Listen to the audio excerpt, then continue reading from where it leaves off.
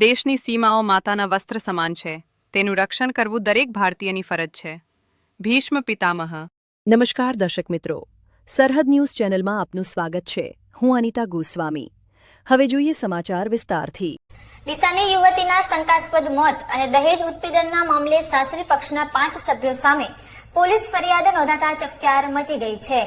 નર્મદા કેનાલમાંથી યુવતીનો મૃતદેહ મળી આવ્યા બાદ પિતાએ સાસરી પક્ષ પર ગંભીર આક્ષેપો લગાવ્યા છે, જેને પગલે પોલીસે ગુનો નોંધી વધુ તપાસ હાથ ધરી છે.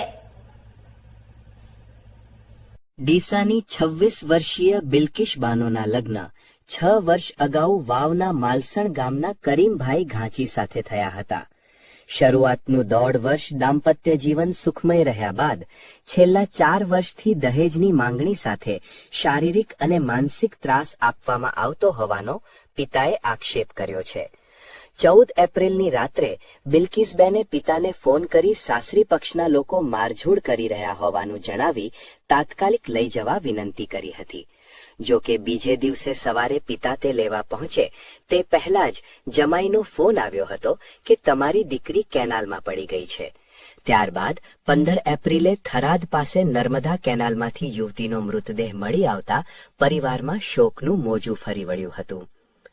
આ કરુણ ઘટના સંદર્ભે મૃતક યુવતીના પિતા ધોળાભાઈ ઘાંચીએ થરાદ પોલીસ મથકે ફરિયાદ નોંધાવી છે, જેમાં પતિ કરીમભાઈ ઘાંચી, સસરા રેમતાભાઈ, સાસુ મદીનાબેન અને 2 દિયર સહિત કુલ 5 સામે દહેજ માટે મજબૂર કરી મોતના મુખમાં ધકેલવા અંગે ગુનો નોંધવામાં આવ્યો છે.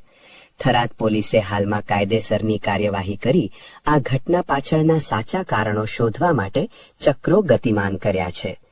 પરિવારના આક્ષેપ મુજબ અગાઉ પણ ડિલિવરી સમયે દહેજની બાબતે ત્રાસ આપવામાં આવતા બિલ્કિસબેનને પિયર લાવી ડિલિવરી કરાવવામાં આવી હતી.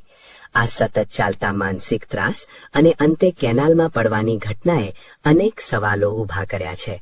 હવે પોલીસ તપાસમાં જ બહાર આવશે કે આ આત્મહત્યા છે કે હત્યાના ઈરાદે કરવામાં આવેલું કાવતરું. પરંતુ હાલ તો એક માસૂમ દીકરીએ જીવ ગુમાવતા સમાજમાં રોષ જોવા મળી રહ્યો છે.